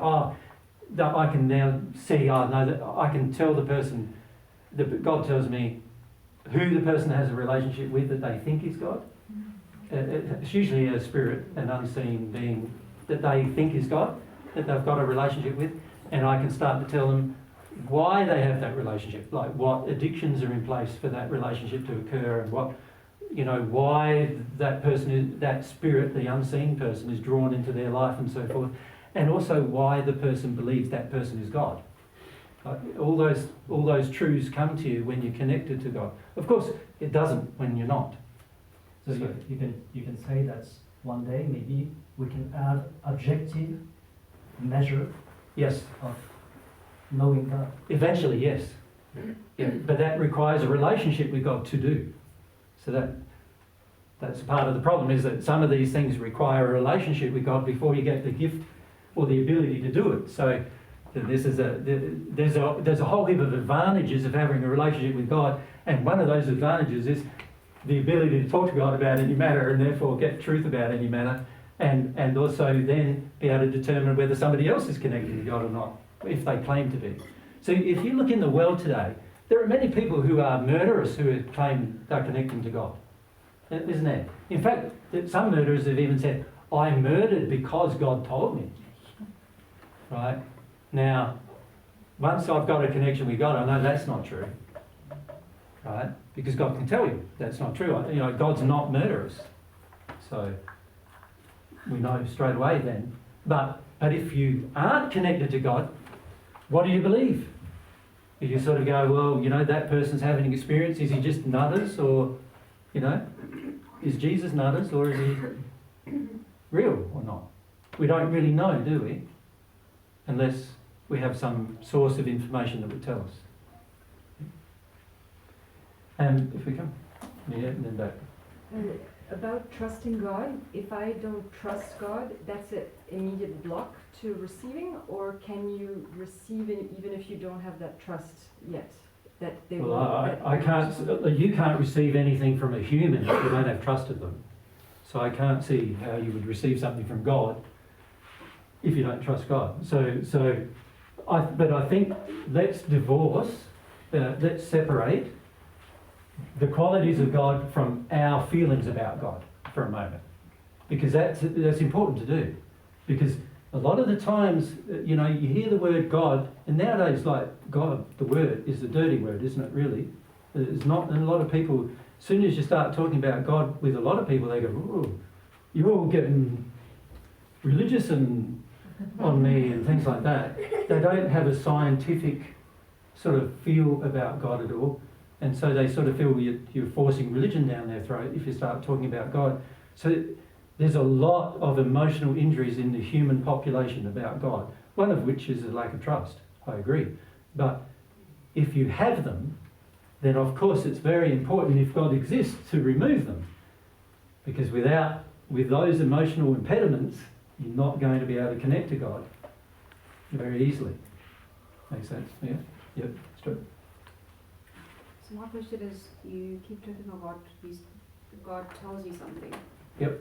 So when he responds or she responds, is it something that's audio No. to receive? Is it Never. something? Never audio.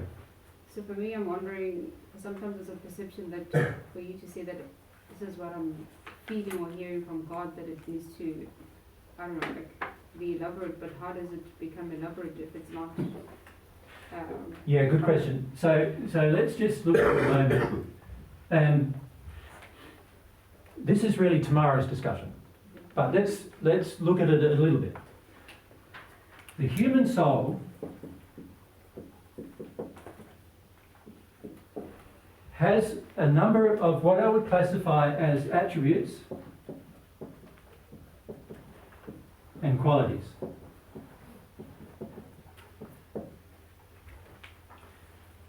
Very few humans on earth are connected to any of them. The majority of us are taught from a very young age to disconnect from them. Right? So in other words, there's qualities that you've been built with, that every human's been built with at every time in human history. We've all been built with the same qualities and attributes. I'm not talking about your personality or your nature. I'm talking about things that your human soul is possible to do. Attributes and qualities that make certain things possible. And the unfortunate fact is on earth that the majority of us are completely disconnected from them all, of these qualities. And instead what we do is we've been focused, and if you think of all of your education on earth, it's been focused on developing your intellect. Intelligence is one of the attributes of the soul, but it's only one. What I'd call intellectual intelligence. So what humans have done is they've neglected, because they don't believe in a soul, they don't believe there are souls, they have a tendency to neglect the development of the attributes and qualities of the soul in favour of the attributes and qualities of your physical body. So the attributes and qualities of your physical body are that you can hear, what else? See, taste, or you could say smell as well, can you? Yeah? You can feel sensations, physical sensations, yes? What's the last one? Isn't there 5 senses? What's the 5th one? Taste and smell are 2 different ones. See, hear, taste and smell. To feel. Feel. And to move. Touch. Smell. I think the taste and smell. Taste and smell is different. Yeah. They're actually not separate qualities. Okay. So we have these sensory apparatus in our physical form that almost all of our education is focused upon. What you can see, what you can hear, what you can taste, smell, and what you can touch. Right? So there are certain invisible things we believe in, only because they have met the criteria of these senses. An example of that is the wind, air. You believe in it even though it's still. You know, when you move your arm, you can feel something going across all of those sensory apparatus of your body. Oh, I'm moving through something. It's like, we call it air, but you can, when you go like that, you can, when you wave your arm, you can feel the air, even if there's no wind, feel the air against your skin as you move. So you know you're moving through something. So now I believe in an atmosphere. because I can feel it. I can feel there's an atmosphere. So I've focused my development on these things, and of course I've used my intellect to make assessments, haven't I? Yep. So I've used my intellect to make assessments about those things. Now that's well and good if we're only a human body. But if we're a spirit and also potentially a soul, then these things are not going to work. So if we are a human soul, then these things that I've been using to assess the truth of my existence have limitations. Can you see? And because they create limitations and I'm very focused on them, I have a strong tendency to ignore the qualities and attributes of the higher forms of existence. So that our higher forms of existence are, as people, our spirit body and our soul. Those things are almost completely neglected in terms of our development, right from a child. In fact, most parents, like if a child says, "Oh, I see a monster in the corner," the presumption of the parent is that's imaginary. Right? Because we've been taught to assess everything in this intellectual feel, touch, taste manner, using our sensory apparatus of our physical form, that we neglect the possibility that what if our child is actually seeing a form in the corner? And what is that form? And how is it that my child sees it but I don't? No, very few of us contemplate that on earth. We almost do the opposite. We say the child must be mistaken. Right? And that's because we, as humans, have gone so far in the development of these sensory apparatus in terms of determining the truth of our existence that we've neglected the potentiality of even experimenting with other parts of ourselves. And so effectively, we've turned them off. Turned off our soul. Turned off our spirit body and its apparatus. And we're functioning now in a very physical manner because we've limited the ability of growth. You could say these things are still they're not just at the point they were when we were first born. They're even in a worse state because we've been taught to ignore them. See, when a child is first born, it's not taught to ignore them. So example is, who did we just see earlier who had the... Hester had... Which one? Hester was the little child though. The baby. Yeah, who's got the 2-year-old? They might be outside. Or about 18 months old. She's outside at the moment. And she was looking at me and seeing the spirits around me. She wasn't even looking at me. So when I said hello to her, she smiled at me, but then you could see her focus of her eyes go to the spirits around me. Now, she can't say that because not able to put that into language yet, but you could see her focus of change, saw the spirits, and then come back to me. Right? Now, as a parent, there's many times where that's probably even happened to you. And you go, well, that's strange, but that's it. Like, because we're focused on only things we see, things we hear, we taste, we see.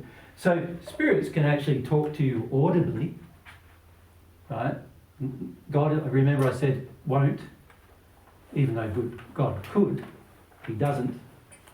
But spirits can talk to you audibly. You can experiment with that, right? But if you're taught to not do so, then you won't. You don't even think of it as a possibility. So the big problem for us as humans is there's a whole group, you could say the majority, in fact, of our soul is unexplored. the potentialities that we have existing in our being, in our soul, are generally completely unexplored. And as a result of that, we only experiment with this. So would mediumship then fall as part of the development of the spirit body, or as a... Spirit body, yes. Yes, it is. So mediumship is a part of the development of the spirit body, yes. Yep. Of course, you can also develop it with the soul, right? Because the soul has a superset. It's interesting with the way the bodies are made, because basically you've got, remember I've drawn this, many of you would have seen this, where you've got your soul. If I'm a man, I've got my soul, half of the soul, and I've got my two bodies. Each body has a superset of qualities that the previous body has. So in other words, the spirit body can do all of those things: smell, see, taste, hear, feel, and then it can do a lot of additional things. Or when it sees things in a greater scope. So it's an example of that is the spirit body's eyes can see beyond the physical light spectrum. So you know how we see that physical light spectrum of colour, ultraviolet, just beyond ultraviolet and underneath infrared, like we can see that spectrum of colour. Well, the spirit bodies can see infrared and see ultraviolet because their eyesight has a superset of capability that the physical body doesn't have. Yeah? So this body, the spirit body, has a superset of capabilities that the physical body doesn't have, and the soul has a superset of abilities that both bodies don't have. And then the unified soul, the two halves together, have a superset of that as well. Right? So the reality is, though, for the majority of us, the only thing we experiment with most of our life on earth is that, the physical body. And it's only when we die that we start experimenting with the next body. And then for many people, they only experiment with the next body for the rest of their life. And they never experiment with the soul. So those people reach the sixth sphere of their development in the spirit world and never progress beyond it. Right? So we've got to remember when we're talking about these things that the human soul is a part of us that is the substantial part of us, and the two bodies are really appendages to that soul. But the more we utilise the senses in the bodies, the less oftentimes we tune into the senses of the soul. And as a result of that, there's a whole lot of information that becomes unattainable. Truths that we could learn that we don't learn about because it becomes unattainable unless we develop the senses of the soul. Now, there is a sense of the soul that all of you have some development of, and that is love. Because all of you have had some experience with it. By the time you're in your 20s usually, you've had some experience with love.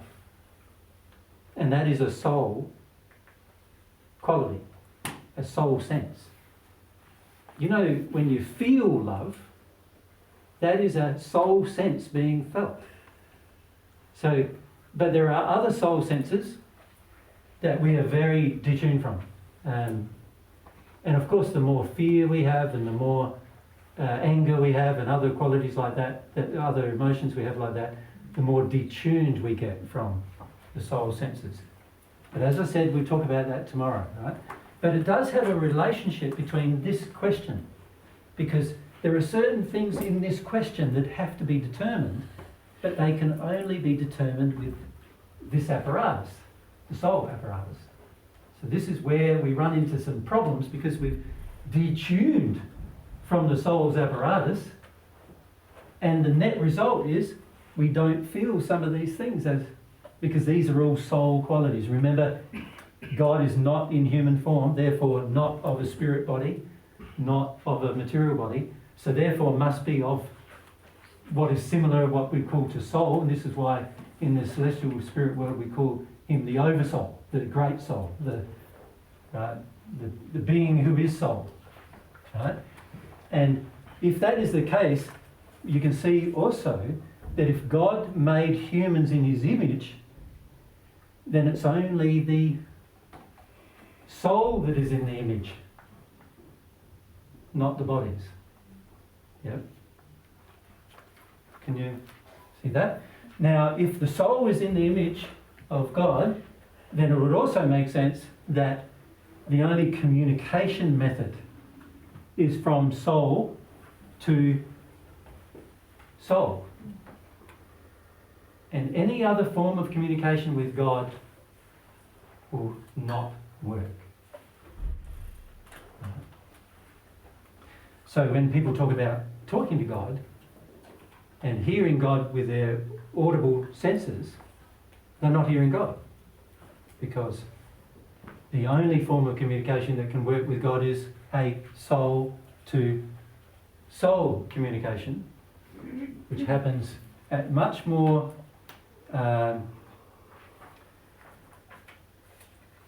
maybe what I need to say is this about hearing something. What you hear is very, very open to interpretation, isn't it? So, an example, I'm speaking to you now in English. Many of your natural languages are not English. And some of you are French, and some of you are Dutch, and some of you are German, and someone's from Denmark. So what's that language? Danish. And so all different languages. And so what I'm saying to you is very open to interpretation, isn't it? And your interpretation of the words I'm using. Soul to soul communication is not open to interpretation. It's more powerful. It's more defined. And in that way it's more accurate. And this is why God uses it, because he's saying, what's the point of me saying things in words that are, to you are just going to be jumble, a different language? It's better if God can speak to you through this soul connection, through qualities. So determining the existence of God, you can also see, and this is something in the first century that I realised very quickly, was that it would make no sense for me to try to communicate with God in the way I was talking to people. Yeah, I understand, because when I translate here to my mother tongue, it actually means feel. Yeah. So the same word is used for feel and hear. So when now you translate it to English, immediately I associate hear with ears, and I then expect to hear an audio. Yeah. So yes, you could say the soul has a functioning apparatus, just like your physical body has, which allows it to hear, but it only allows it to hear soul-to-soul communications. Nothing else. And soul-to-soul communications don't happen with voice. They happen with feelings. So unless you've developed your feelings, you're going to really struggle with your soul-to-soul communication. We'll talk more about that tomorrow, yeah? You say that's a bit of an aside, and a necessary one, because at the end of the day, determining whether these things are true is going to require some soul-to-soul stuff, if it is true, with God. And for most of us, we're undeveloped with our soul because we're focused on our natural physical senses instead, in terms of the development. And God's intention was that we had an earth life to do that. But God's intention also was for while we were on earth, we would also start to realise that, I've got senses beyond these 5 senses, and that I can also develop. So that was his intention, that the nursery type stage of our life, which is here on earth, allows us to eventually grow into our soul, to actually start to develop the real self, the soul, of which we're only a half. So it requires 2 halves doing it as well. Yeah. Okay. And what's the time? It's close to 1 already, isn't it? The time goes fast when you're having fun, doesn't it? I'm having fun, I don't know if you